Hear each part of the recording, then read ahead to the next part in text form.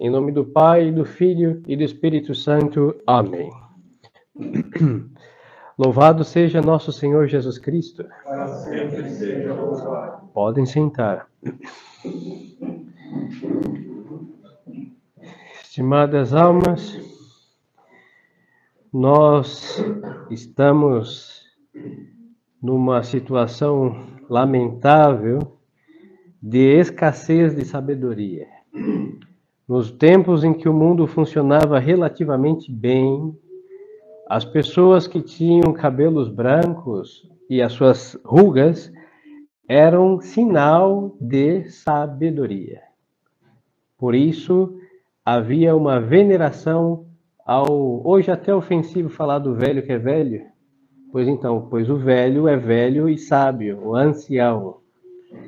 Então, dada essa escassez de sabedoria nos velhos e a grande insensatez nos jovens, nós temos que apelar ao Espírito Santo de Deus, porque só Ele pode ter pena de nós, compaixão. E aonde nós temos a sabedoria do Espírito Santo? Nos livros sapienciais da Sagrada Escritura.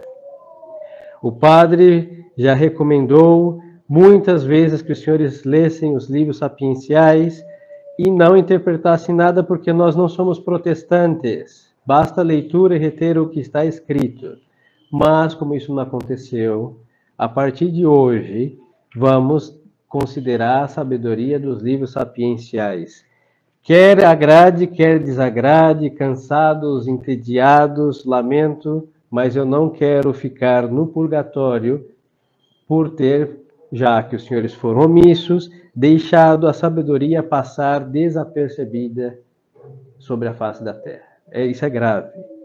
Então vamos ao livro dos Provérbios com muita alegria. E a partir de hoje, repito, vamos considerar a sabedoria, porque sem ela, a vida é o que nós vemos aí, sem norte, sem rumo. Tudo é sem sabor. E este mundo se transforma no inferno. O conhecimento não tem sentido. E assim todos andam perdidos sem saber para onde estão indo. São Boaventura diz que era um sinal da vinda do anticristo quando os velhos, os idosos, perdessem a sabedoria. Então, para arrepiar a medula de nossa alma, é um triste sinal e uma triste realidade, a ausência de sabedoria.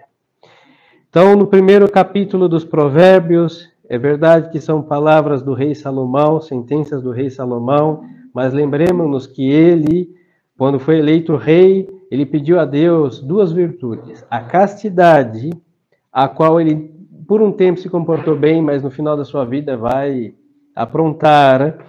E a segunda foi a sabedoria, porque ele vai dizer que sem ela é impossível reinar e governar bem os povos, de fato. É o que também vemos em nossa própria pele, falando desse país independente de direita, esquerda, monarquia, república, o que os senhores quiserem que governam. Sem sabedoria, vira o que nós vemos há muitas décadas neste país e em toda a face da terra. Inclusive dentro no governo eclesiástico também, a mesma lamentável constatação de fatos. Então começa o rei dizendo parábolas de Salomão, filho de Davi, rei de Israel, para aprender a sabedoria e a disciplina. Então a sabedoria, o que é sabedoria? É o saborear as verdades. Vem da palavra sal também, sabedoria, que tem condimento, tem tempero. É o apreciar, o saborear as verdades. Não é só conhecê-las.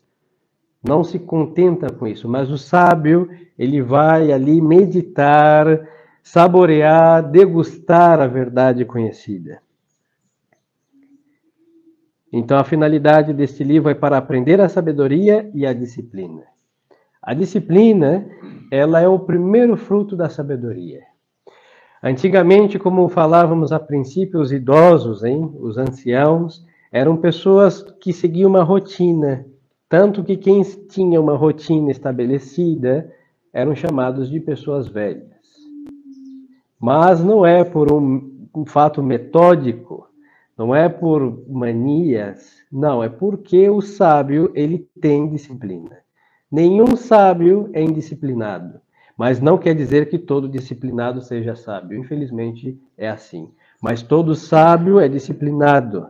Por isso o rei vai colocar para aprender a sabedoria e a disciplina. E aí ele coloca um meio para chegar à sabedoria e à disciplina. Palavras de prudência e receber a boa doutrina. A prudência, ela é a virtude que faz com que nós, dos princípios que são gerais, possamos aplicar a um caso concreto e preciso. Por exemplo, é um princípio geral, temos que fazer o bem e evitar o mal. Isso é uma regra natural, inclusive. Agora, que bem que eu devo fazer agora? Tal. Então a prudência fará com que este bem específico seja feito bem feito para que seja uma boa obra. Qual mal que eu devo evitar? Todos, mas eu tenho mal presente aqui, isso. Então a prudência fará com que eu não caia nas garras deste mal. Então nós vemos aí a sabedoria, a disciplina, a prudência aliadas para que as almas possam caminhar neste mundo e não cair nas ciladas deste mundo. E segue o rei dizendo: compreender as palavras da prudência e receber a instrução da boa doutrina, a justiça, a retidão e a equidade, a fim de que os inexperientes adquiram habilidade e o jovem conhecimento e reflexão. Então nós vemos aqui a importância da virtude da prudência e também da disciplina que brota da sabedoria. E o rei deixa claro, o rei Salomão, que para que o jovem adquira, porque o jovem não tem sabedoria. Por isso, eu insisto nisso, antigamente tínhamos os velhos, hein? Era a avó, era o vizinho velho, no caso do sacerdote, eram os padres velhos, que as pessoas, no caso dos clérigos, os outros parentes, tinham gosto de ouvir, não só os relatos das histórias dos tempos passados, mas também porque tinham a experiência da vida. E ao comunicar a sua experiência, comunicava para o outro essa sabedoria. E hoje todos estão preocupados com a extinção de certas aves, com os rios poluídos e a falta de sanidade no ar, mas o principal que se poderia salvar até no nível natural é a sabedoria e ninguém se preocupa. Quando extinguirem o espírito do velho, a sabedoria terá a sua sepultura. E nós vemos, hein? As pessoas com mais idade querem ser jovens. Por consequência, querem ser nécias. E aí a sabedoria encontrará a sua sepultura e esperemos ouvir antes disso a trombeta do juízo final para impedir semelhante lástima para todos. Segue o rei. O sábio, ouvindo estas sentenças, ficará mais sábio, e o que as entender possuirá o leme. Penetrará as parábolas e a interpretação, as palavras dos sábios e os seus enigmas.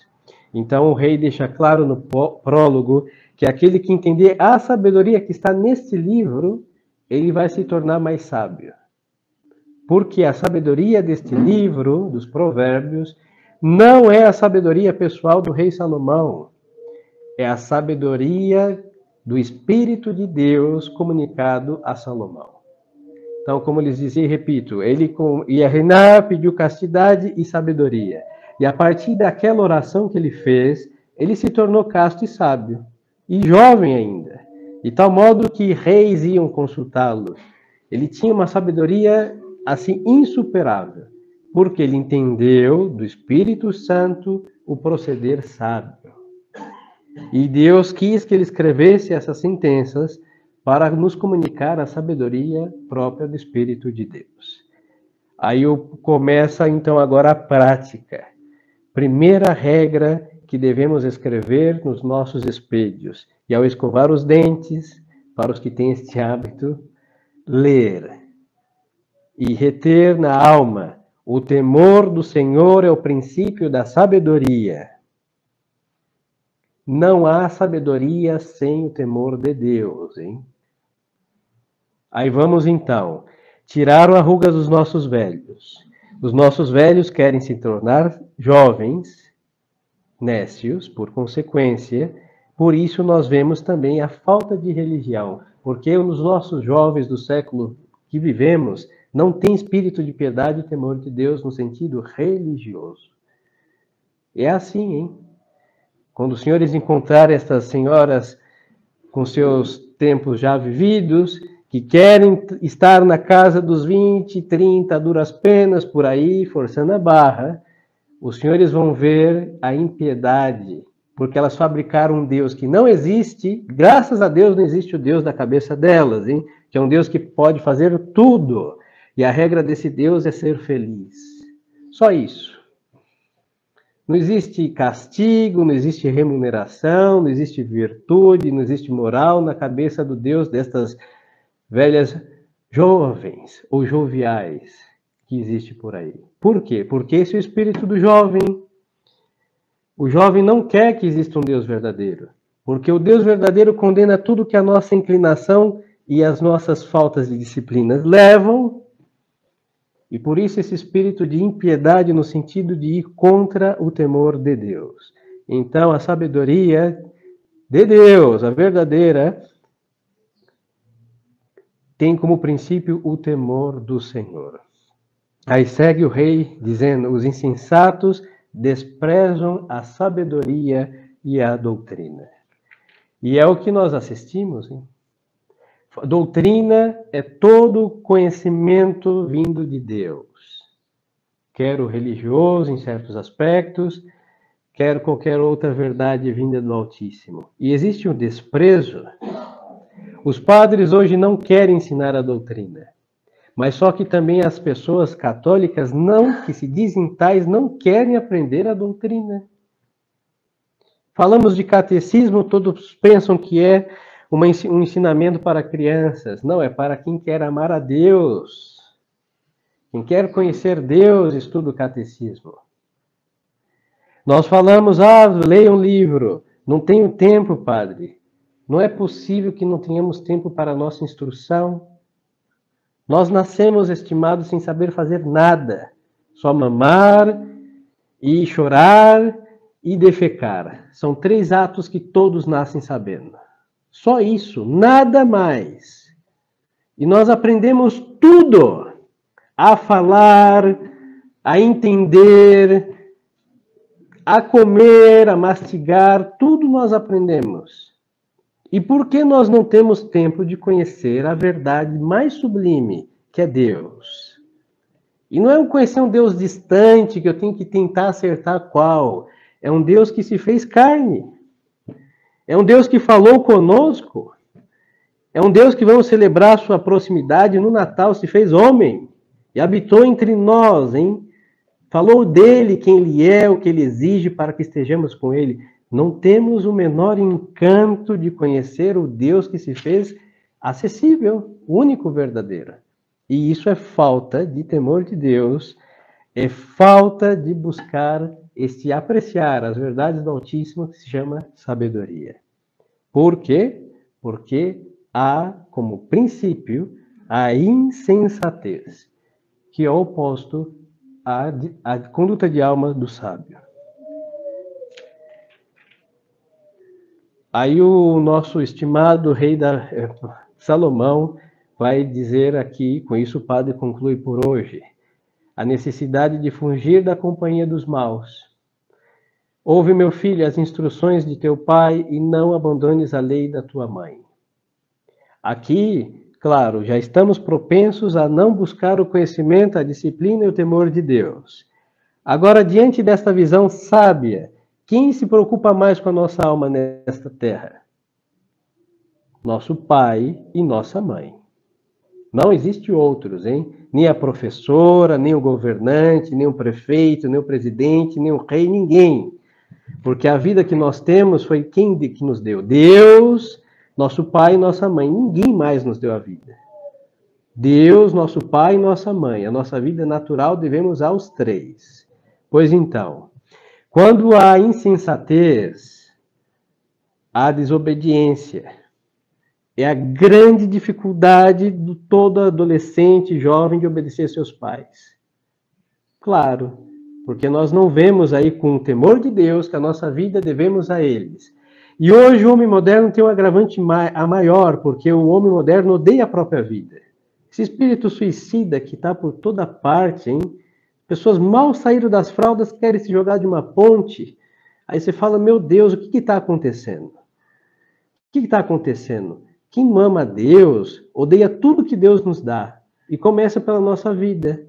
Odeia a própria vida. Aí quem mais Deus nos deu? Nosso pai e nossa mãe. Odeiam os pais. Então o rei está dizendo aqui, ouve meu filho, teu pai e tua mãe. Não há sabedoria sem ouvir pai e mãe.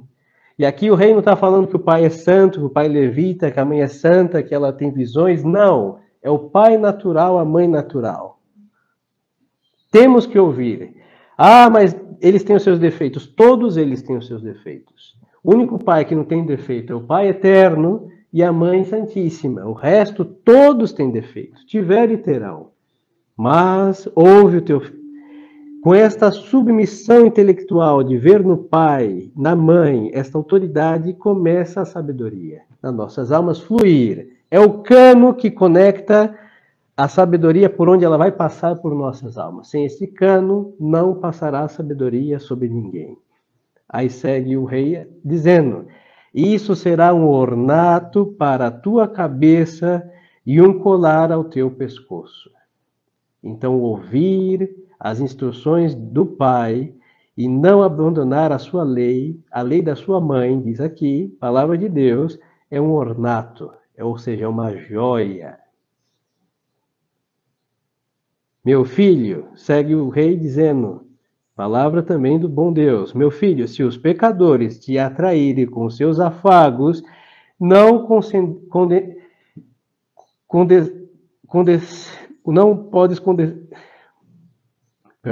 podes aí segui-los. Por quê? Porque nós temos a proibição de Deus, nosso Senhor, que é nosso Pai, de não fazer o mal. Da mesma forma que nós temos a proibição dos nossos pais de não fazer o mal. Se eles veem que tocando a autoridade do Pai da terra, nós vamos também tocar a autoridade do Pai do céu. Isso é uma dificuldade, hein? Quando nós falamos Deus é Pai. Tem pessoas que se revoltam contra essa palavra Pai. E essas mulheres peludas e do cabelo colorido que andam por aí, hein? Querem tirar o título de Deus Pai, porque é patriarcalismo isso. Mas sabe por quê? Porque elas odeiam o pai que elas têm em casa. Aí querem fazer Deus ser uma mãe chamada Gaia, que é um monte de terra, um ser meio esférico, uma mulher entre parto e raízes que você não sabe se são artérias, estrias, é uma coisa indígena, hein? Aí querem que Deus vire uma mãe. Agora, e aqueles que odeiam as suas mães? Sabe o que eles querem? Que Deus não exista. Simples. E está resolvido. Quem odeia pai e mãe, Deus... pai não pode ser, mãe não pode ser, não existe, acabou. Pois então, da mesma forma que sabedoria, temos que ouvir as instruções do Deus, do nosso Pai, o Pai que temos em casa, a mãe que temos em casa, será um ornato para a nossa cabeça. Aí Deus, como Pai, vai nos dizer, para que nos afastemos dos pecadores, para não cair nos seus afagos e não condescender com eles. Aí nós vemos então, estimadas almas, a sabedoria que faz enxergar as coisas como elas são e não como nós achamos que elas são. Este acho, este suponho, este penso, tudo errado, hein? Canso de dizer isso. Não me canso, vou seguir dizendo isso enquanto tiver voz. Então eu acho que meu pai é meu inimigo, odeio. Acho que minha mãe me persegue, não obedeço. Acho que Deus quer demais, não faço. Aí o que vai acontecer? Indisciplina, em casa e na alma. O que vai acontecer? Rebeldia em casa e diante de Deus. Pecado, pecado e pecado. Então, estimadas almas, convertemos nosso coração a Deus.